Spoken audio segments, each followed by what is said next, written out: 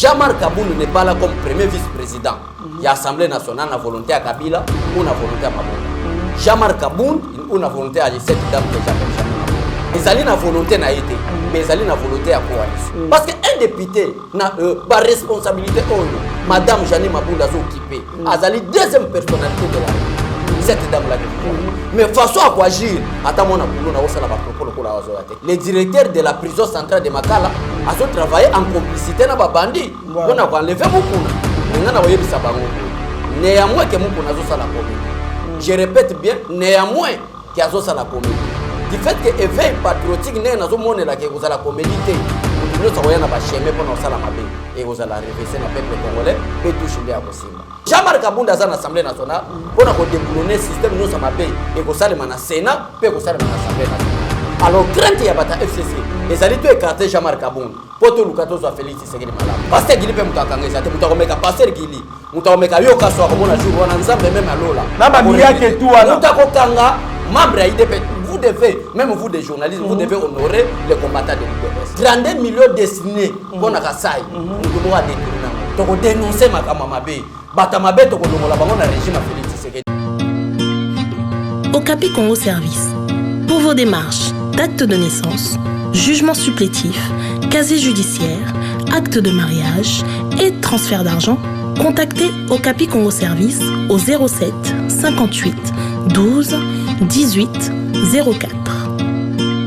Okapi Congo Service, pour Nakosali Saba acte de naissance, jugement supplétif, casier judiciaire, acte de mariage, Pekotine Dambongo, Benga Okapi Congo Service, na 07 58 12 18 04.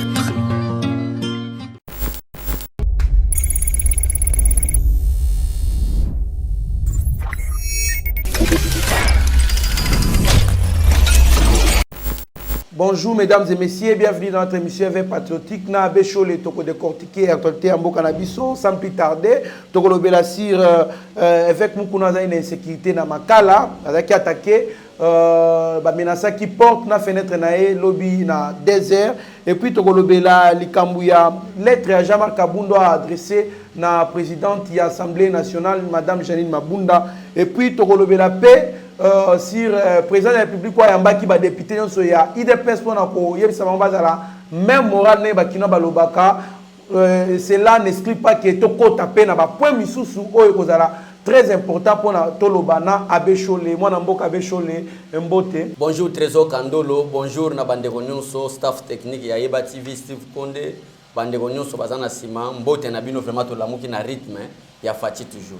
En tout cas mwana mboka abechole na yasi oyebi actualité oyo ezali ko dominer mboka na biso avec mukuna esika zali na prison ya Makala na cellule na e na désert na mokolo ya lelo ba menacer porte na ye makasi na fenêtre batuana bazali koloba afongola bakota il paraît que bayaki ko désinfecter chambre na ye et puis comment qui menace c'est que bakoya bakoya ko pomper kisi de sorte que akufa na kati. Qu'est-ce que vous en dites avant toyoka message na ye moko ninga lancer qui pona ko alerter batu. La personne attaquée, c'est le directeur de la prison. Prison, elle sera sécurisée. Prison, Makala, on a peut-être pas comprendre en côté. Ils ont un bataillon mobimba. Il y a l'armée, il y a la police. Parce que l'auditorat militaire, dans la prison, l'auditorat militaire à la puna. Voilà. On a un béret rouge baza. On appelle la police baza. On appelle le béret noir au auditorat. Parce que l'auditorat va être un béret noir. Baza wana. Donc, ce qui est un endroit où ils sont mieux sécurisés dans le monde, ils ont la présidence. Et à la prison. Je vous dis la vérité. Donc, il y a des endroits les plus sécurisés dans le monde. Mais comment est-ce que Batubako Kota, c'est-à-dire les directeurs de la prison centrale de Makala, ont travaillé en complicité avec les bandits. On a enlevé Mukuna. Mais on a enlevé Sabango Boy. Néanmoins que Mukuna a la comédie. Je répète bien, néanmoins qu'il y a la comédie. Du fait que l'éveil patriotique n'est pas la comédie, nous avons un chemin pour nous salamabé et vous allez réviser le peuple congolais et toucher les Akosimba. Lobby a une émission, mon confrère a une émission et à Libanda a expliqué qui m'a camion sur toi, une menace. Qu'est-ce que vous en dites? Comment c'est que Moutou a allé en prison mais aza en insécurité c'est que ndenge tolanda ki message oyo cadre moko ya PPRD nani professeur Ben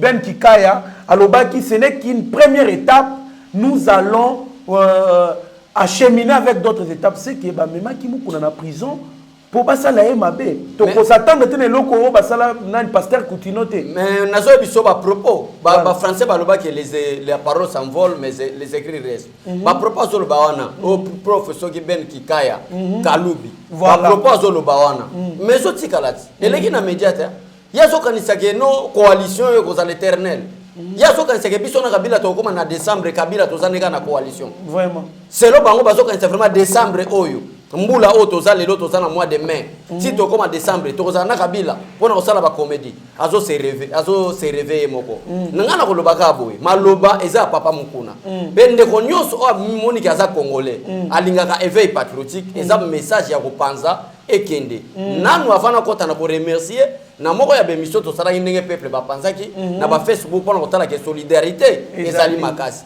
mais ngana ko loba boy mutu ko attaquer eza papa wana te ozomona baloba musubi so to lobaka tako to lobi omona mutu aleki na ba média azo comprendre makambo zo loba te la politique mon frère la politique est basée par des principes tout homme politique o alingi ko sala politique doit se baser na ba principe tako ozomona mutu lokola ye Ben Kikaya azalaki nani na série Kabila azalaki moko ya ba conseiller itinéraire ya Joseph Kabila na domaine ya diplomatie nani babenga ambassadeur itinéraire muto ko benga Ben wana metala ba propos ko loba donc eza muto ko attaquer za Ben te parce que Ben Kikaya azo sécuriser prison te mais le patron de la prison c'est le directeur de la prison centrale de Makala place armée la police ba dépendaka na obédience na ye mutu ko attaquer ye biso to ko luka Kabila te to ko luka Ben Kikaya te to ko luka ba bandi ba bere rouge te mais so to moni ke muku na za na problème eza mutu mususu te c'est le directeur de la prison centrale de Makala voilà. C'est clair yende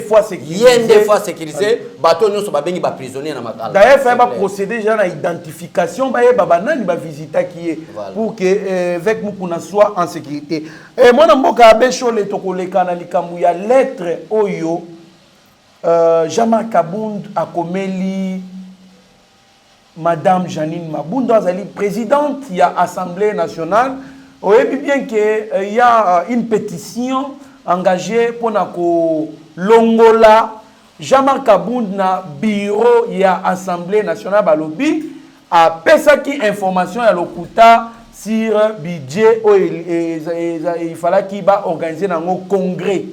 Alors, on a évité, moi, Namboka, à Bécholé, okoki ko dépiécer, ko lobela, auditeur, nabiso, spectateur, nabiso, grande ligne, il y a lettre, wana po bayeba, au juste qu'est-ce que Jean-Marc Kabound a voulu dire dans cette lettre. Merci, Nabongmana, parce que n'a répondre, madame la présidente de l'Assemblée nationale Nathalie na caméra parce que c'est madame Janine Mabunda ndena lingina répondre yoko katanga malubate na mengana ko expliquer cette dame là maman Janine Mabunda la force au bino bozozo alelo pokoma présidente de l'Assemblée nationale c'est une force de la coalition oh madame Janine Mabunda zoeba Jean-Marc Kabound n'est pas là comme premier vice-président de l'Assemblée nationale na volonté à Kabila ou na volonté à Mabunda Jean-Marc Kabound ou na volonté à cette dame que j'appelle Janine Mabunda et Janine Mabunda j'appelle bien non ouais Janine Mabunda ezali na volonté na été mais ezali na volonté à coalition trésor de konangoza journaliste Amael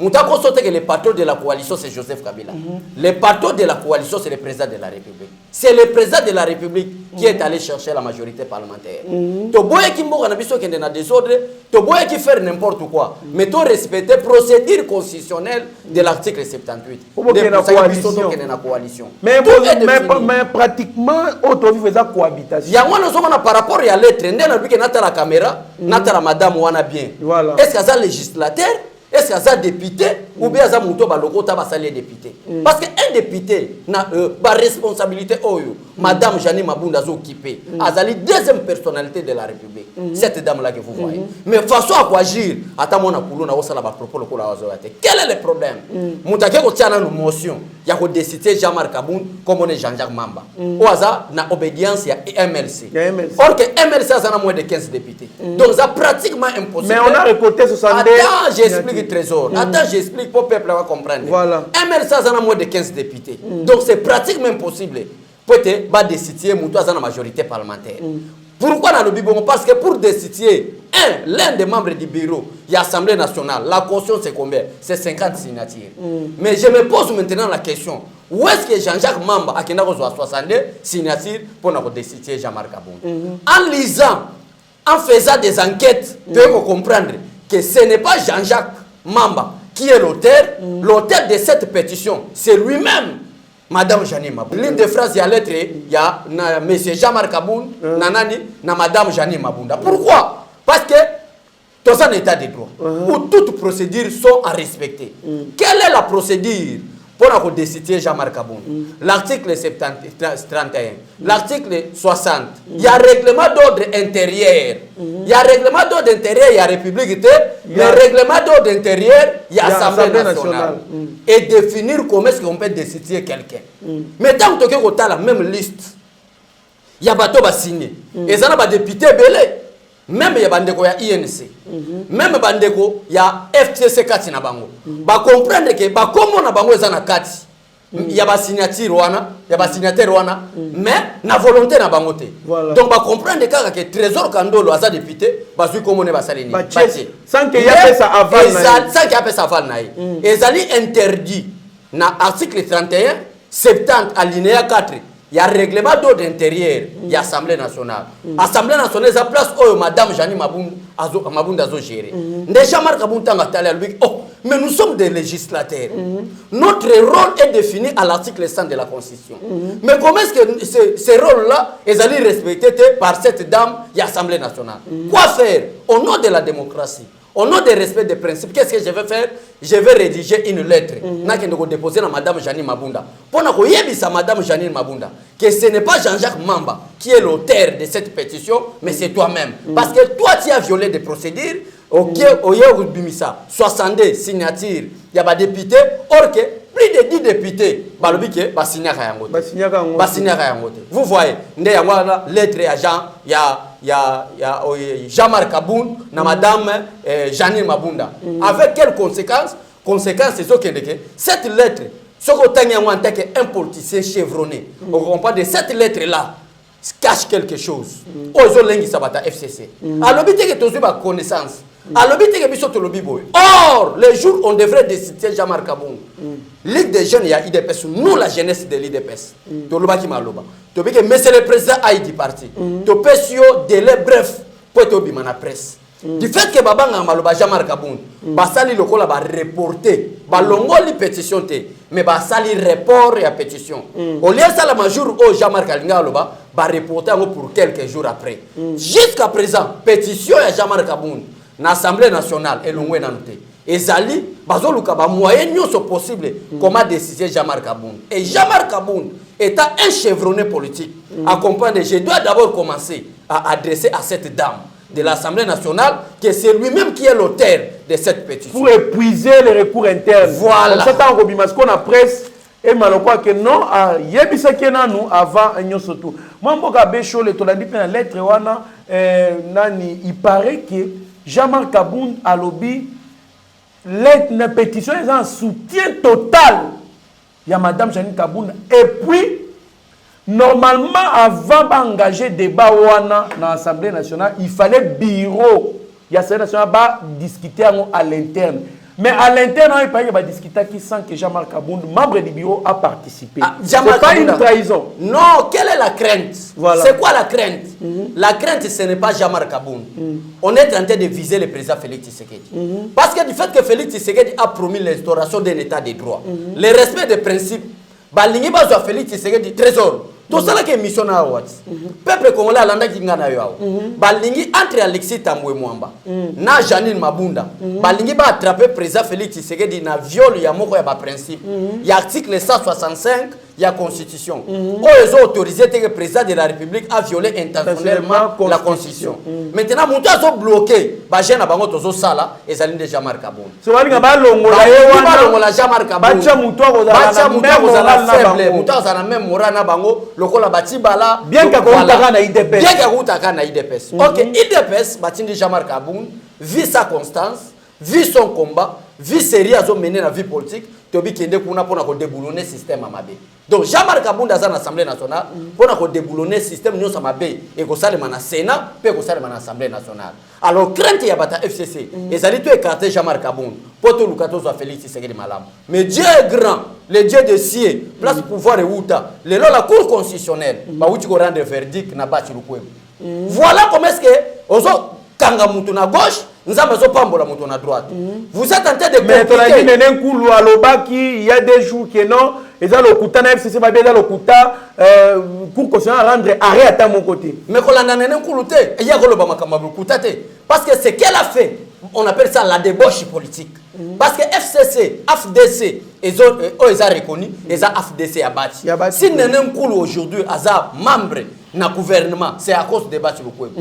Atika, c'est lui qui est une des bocheuses politiciennes, à cause de Kolobake, et Zabino Lokota, ce qui est vrai, Cour constitutionnelle a rendu verdict. Les députés qui ne pas battre le peuple, FCC va perdre de majorité parlementaire. Ndena yangwana yebisa kiyo lettre ya mais madame a 300 quelques députés, ceux qui 42 la majorité d'abord Cour constitutionnelle va reconnaître ni cash moi encore FCC dès que la majorité parlementaire qu'on le FCC c'est un parti politique et au Congo maintenant il n'y a aucun parti politique dans la majorité parlementaire et ceux qui ont par exemple FCC Mobimba seul parti politique à FCC baza ka député belé isa parti politique ya nani ya bati lukwebo ceux qui ont majorité à député à bati lukwebo ont majorité à député ya cash ensemble INC IDPS et les autres alliés ont même quelques membres ya FCC bazo linga Joseph Kabila te po baza au moins que les 30 jours za musika ngana promettre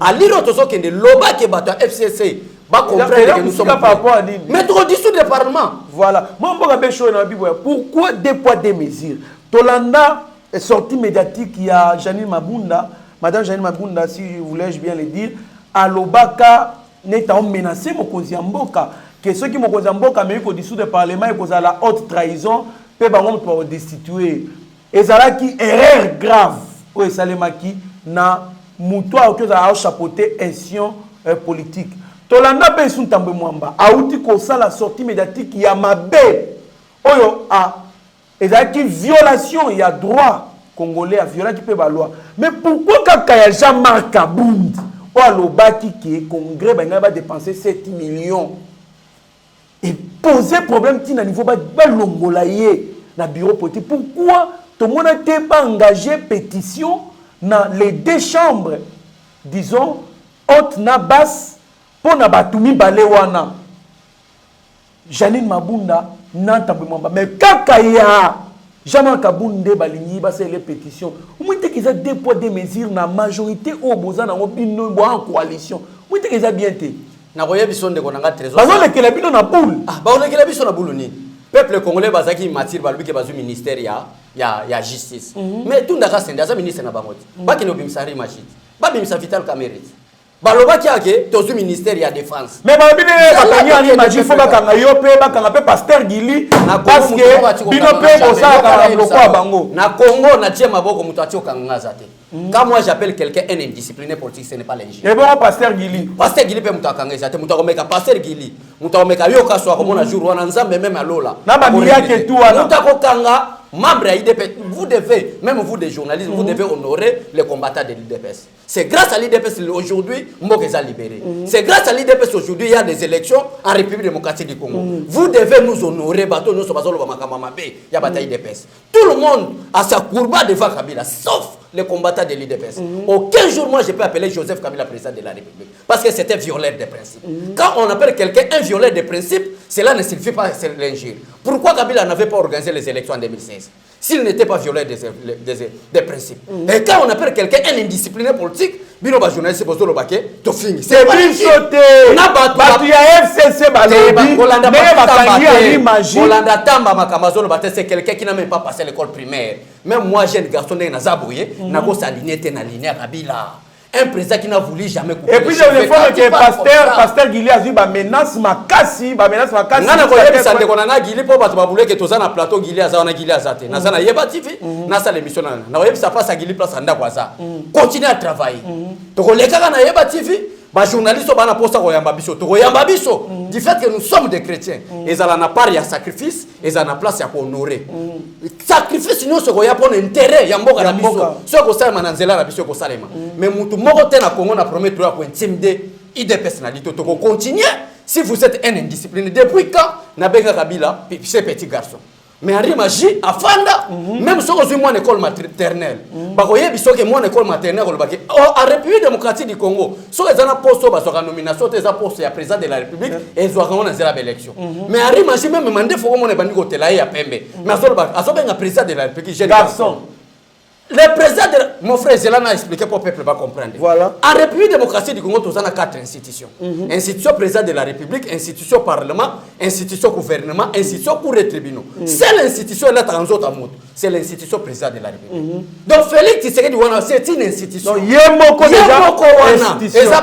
institution. Mais pour te pas bien un parlement institution et c'est tous les sénateurs. Tous les députés, n'a pas membre bureau, n'a pas membre sanguinaire comme institution. Mais institution président de la République, c'est une personne qu'on appelle Félix Tshisekedi. Yo mutumo boy place là la so ma mbule côté là yo benye garçon. Voilà pourquoi dans la prérogative. Voilà. Le président de la nation est protégé. Il est protégé d'abord par la constitution. Alors garçon mo boy abimi abandi koloba. Biso to toute personne qui oserait parler du mal du président de la République, akokuta nana Guili nanzela na ye, akokuta nana Bechole nanzela na, akokuta nana Yokaso nanzela na, na ba président nous sa parlement de buto ko telema et muto ko intimider biso azate. Pona koloba nini ndeko na trésor, poto clore de cieux. Biso to tika ofingate. Yeba TV za wa tala ba image Guili azakoloba. Tala ba image ya Bechole azakoloba. Tala ba image ba René ba Yokaso. Bah, général Nevi Badino Sotofinga raté. Mais dès que vous devenez un violeur des principes, vous êtes attaquer. Toza quoi attaquer Kabila Ponani. Pour un président, lisez bien l'article 69. On appelle le président de la République les garants, les premiers citoyens de la République, les symboles de l'unité nationale. Mais Aboyko Katasuki, c'est lui qui veille au bon fonctionnement et au respect de l'ordre. La gilette à moi, Mboga Bechole est tellement aux autres la pour la unité à IDPS. Mbalamoko na basculé na kei na rencontre za la lobby entre Mokonzi Mboka na ba députés nationaux ya IDPS a ebisi bango il faut bas à la serein bas s'allier derrière Jean-Marc Kabound bas soutenir yé bas à même moment était déjà que et commis déjà affrontement parce que quand on tient à ce moment de situation mais côté kuna Mokonzi Mboka lobby bas soutenir. Na ko révéler le gomo wana na bombe le jeudi lelo toza mardi. Jeudi où tu go le Kabila ninga ke kutana président Félix Tshisekedi. Peut-être vous en avez question. Te Kabila Joseph, ancien président de la République, sénateur à vie. Au nom de la coalition pour ma kamba entreprise. Mon frère allait vérifier ndenge Fatia fâché. Kabila bimi desi. Nde abeti le bon mais ça lui o yeya. Fatia pe abeti lui o ya eya. Mais na zo ya la quai de poisson. Fatia yambi bien je te dis la vérité. Parce que Félix a fait si beau. Ce qui fait la différence entre Félix Tshisekedi et Joseph Kabila. Félix Tshisekedi c'est quelqu'un qui est bien indiqué. Oh bah papa ba yebani mais il y a dossier Kabila boy to finga. Ba Ibrahim bango ba. Ke ba mikolo ba be ça droit. Mais pour quand on a Robert Ibrahim Kabila. Ibrahim Kabila yone muto pesa ngama lo ba ko za vrai fils Kabila. Yako katela biso likambo. Papa na Congo makambo salama na Congo même nzamba regretaka. Mais pourquoi makambo salama na Congo? Batu babota mi bana mapasa muso bota mi na calmer muso na manono. Mais bana mapasa. Ki ba yo lo ba vie privée moi na Écoute un peu, mes propos engagent que moi. Si on a expliqué peuple la politique n'a pas de vie privée. Ce qu'on ignore c'est la politique, ma vie privée exacte. Parce que ce qu'on ma vie privée, au moins la politicien muso aboto la base ba musicien. Base ba musicien. Ce qu'on dit quoi attaquer par le baquet vie privée. Ok, titre qui politicien, or que c'est très dangereux. Pourquoi la c'est très dangereux? Trésor tout mon mboka, nzamba lobi na ma communauté que priez pour votre pays. Alobi na ma communauté, priez pour votre pays car votre bonheur en dépend. Bato basimba ka mboka pour être bonheur na biso dépend, ce sont les hommes politiques. Soki nzamba na ma communauté azo pekisa ba passer baza na mwasi moko. Ba passer bazera 100 membres, 1000 membres, 1 million membres. À plus forte raison, c'est lui qui veut devenir président de la République à plus de 80 millions. Il faut pas d'avoir moi si moko le pasteur.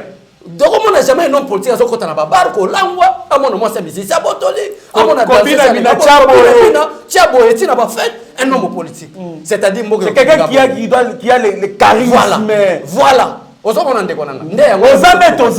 Otiki ba tuna posa. Depuis Félix Tshisekedi abani makamba politique nani musicien réclama que baboto langa mwasi. Mais ceux qui totangi ba kombo bolo benji. Or la Bible est claire. Même moi ça koufé libala, ça c'est la parole de Dieu. Pour être bala il faut se la bobali na kufa. Soit moi ça kufa. Basa ba musicien ba politicien ba bali bali wana. Mibali na bango ba kufa. Ceux qui to lobi parce que quel est le problème avec Congolais? L'homme congolais ne veut pas qu'on puisse dire la vérité. Ozola na ndeko nanga. Mais biso à cause de la vérité, to ko loba vérité, dit devant juge. Na ko loba ke na sala ke monsieur Zanga, na loba ki boye pona ni parce que ce type c'est un indiscipliné. Il n'a même pas voulu le respecter le chef de l'État ou même vous les magistrats vous êtes appelés à respecter le président de la République. Mais ce type ne fait pas le respect. C'est pourquoi je l'ai appelé un indiscipliné. Et ça, beaucoup de mboka bechole, à moins que bakambolo bakeza lokuta, mais c'est la vérité. Réellement, bakambo dénonçaka batu, obo dénonçaka na babomi mboka, oyo jusqu'à tel point congolais pour aller lipa, comme on kata lipa en 4 morceaux, batie 100 francs, 100 francs, 100 francs pour congolais alia. Mais congolais mboka oyo ezana kitebele ezali pasi mingi soki bato ba dénoncer bakokanga bino lokola bakangi pe mutoyo afinga ka mokonza mboka wana ezali pasi makasi. Moi j'encourage le pasteur Gili à continuer à dénoncer de mauvaises choses. J'encourage Abechole à dénoncer de mauvaises choses qui font à ce que notre pays et que de libosoté. Je me limite là. Alors moi mboka Abechole likam autre le qui en semaine passée il fallait qu'il y ait l'Assemblée nationale pour vendre la immunité. Il y a le ministre John Tumba, il y a INC Oyo, Azali impliqué dans le détournement de 32 millions qui alloué pour la Manzela na Kassai. Qu'est-ce que vous avez dit au finish, immunité c'est une chose louable à produire l'Assemblée nationale ou soit ma valeur ndé to lingangwana 32 millions mutumo wa yibi 32 millions John Tumba ministre de la formation professionnelle. Tant que tu vas voir la maman Marie-Ange, Azawa, a ne France n'a pas de document. Pour la formation professionnelle, appeler ses ministres. Nous avons un ministre John Tumba, mais à Boyko Yamba Bango. Mbongo zo bimaka kuna zoliaka. Ce qui est au lobby, oh bana IDPS balikisi. Ministre John Tumba, un incompétent, un voleur à grande échelle. Pourquoi 32 millions destinés pour la Kassai, nous avons détourné. Comme si attends un mètre en zélé salité. Attends un mètre en zélé salité. Mais gloire à Dieu. Voilà, c'est le gouverneur qui a dénoncé. Voilà. Talaka après, ma cambo programme à 100 jours na parquet à ma tête. Les longs zéla kasa yangwa ne fongwani. Et so ko bimati na province na biso ba Congo. To ko circuler kasa imobimba. Zo mona ke mboka ezala ki diriger na groupe abat bazaki na volonté ya pour aider peuple congolais.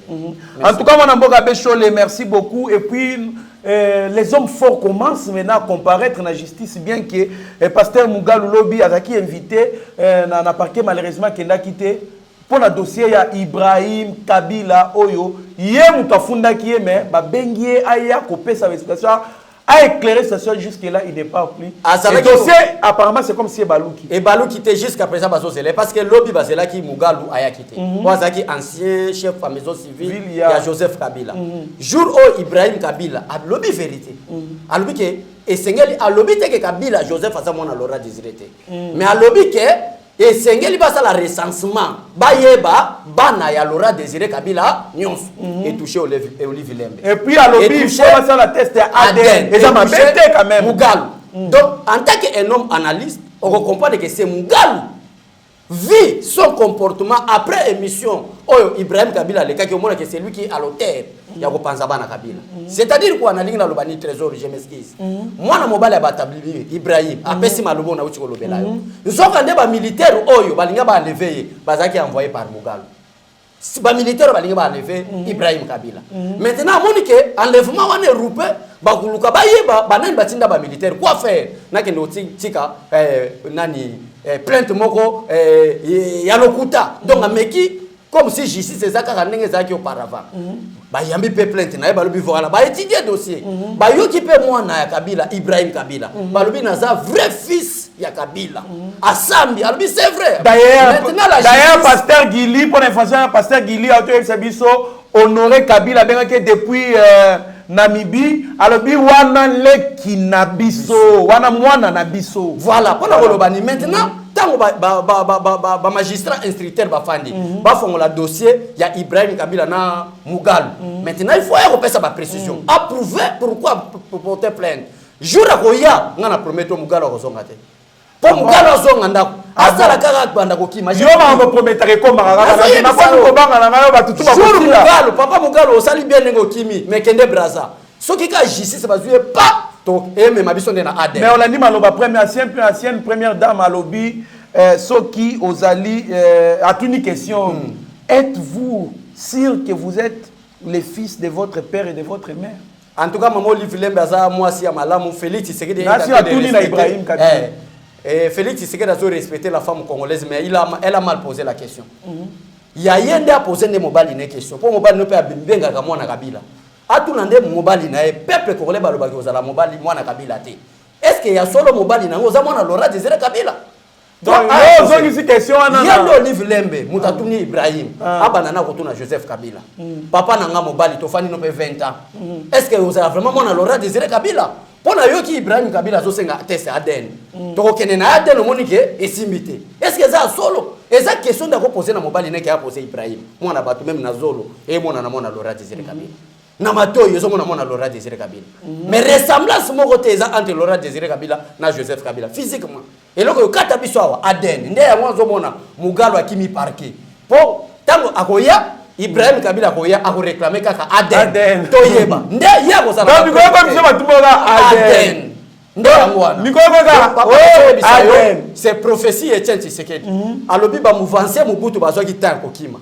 mais ba kabiliste bakozwa tanko bimate papa ne Kabila kakami na mboko ayo na bato nyonso bazosala politique ya arrogance moi ba papi tamba oyo papa esili bakobimate bakangami ti tozo dissoudre parlement nazo yebiso to ko dissoudre parce que la dissolution de l'Assemblée nationale est constitutionnelle. Et loko ba congolais ebele bazo senga nde ya ngwana ba congolais prier pour le président Félix Tshisekedi ba dissoudre le parlement pour sinon so ba dissoudre le parlement te président Félix Moya travailler ko zalaté il faut que longoela biso moi en tant que congolais nazo senga bol ba longoela biso batumi balo bazana chambre haute na chambre basse wana nde mutu bazo freiner développement ya mboka oyo po mokolo ba kolongo to koza batu oyo pena ba no bengisa ba ministre ya kawa yo ba pesa ke mbongo bwena boye po ani osalite ya ka basambisiye développement bima mboka ya ngwana puisque mutu to bana ko banga basambisiye te mo mboka bejo to silisa na question oyo il paraît je ne confirme pas il paraît que madame Amida Chatir a sacrifié Daniel Massaro a coopéré na justice pour balandela mwana ye et Soraya Pianate. Qu'est-ce que vous en dites? Attends, coopérer na justice sanction au tir la sanction. Coopération avec la justice c'est que éteigner nani condamnation na yo. Donc ba ko pesa Soraya 20 ans mais le ko la comparer ba pesa 5 ans. Mais na justice peut ba annuler qu'on a une lettre à concession ya concession. Ce n'est pas un problème. Merci beaucoup madame Chatir. Ngana yebisa ka yo na boy na makambo. Trésor zo lukela nga makambo. Ngana ko loba na ngate ngana yebisa ka. Vie privée. Non, la vie politique, vie privée za la kate. Vous êtes pasteur, vous avez bandimi église que non, bon dima on a zo yete abino mais on a ça la salate. Ça c'est quelle conception? La vie privée en politique n'habite pas, même moi, dans les Ganaïba TV, ne veille patriotique. Je vous dis que mon anga bécholé comme président de la République. Parce que c'est possible. Félix Tshisekedi a un mandat à 10 ans. Tout ça, le système a pas côté, tout Équateur, tout le monde toujours dans l'IDPS. Nous avons m'appelle candidat président de la République, dans l'IDPS, n'a compte abandonné. On l'a n'a comme président de la République. Donc, ça, n'a comme que moi aussi. On m'a envoyé ça et l'homme louable. Tewana mabe makasi. Ndebi l'homme biso to telemela ngwana. Donc, peuple congolais passe à Guilé Azamalamu, Nazamalamu, Moutako, intimider biso azate, yokaso Azamalamu. Après, tozotambola kana ba chaîne to sala ba émission to dénoncer makama mabe bata mabe to kolongola bango na régime Félix Tshisekedi mama Bénédicte kolelate nous sommes d'accord tala mama mususa linga pe mingi mama nunu mwasi ya papa kala lazane na potote na Kinshasa mungala solo mwasi ya pembe mbeti mais azolo beki nazana pour CV patriotique wana ekende liboso bo éveiller peuple congolais to sala nini pote chaîne wana yeba TV na mwana mukena ndako ko malana ouais ça maman peke ba menasaka biso makasi. Merci beaucoup donc message déjà l'équipe peut-être bo so appel merci na bande nyonso ba soutenaka éveil patriotique to ko lembate nous sommes pas des autres Mzee Laurent Désiré Kabila, pas des autres Patrice Emery, mais nous sommes les autres Etienne Tshisekedi Wamulumba. Merci beaucoup. Merci beaucoup, Mwanamboka Bechole, pour ma invitation à Bisso. Je remercie tous ceux qui nous ont suivis de part et d'autre.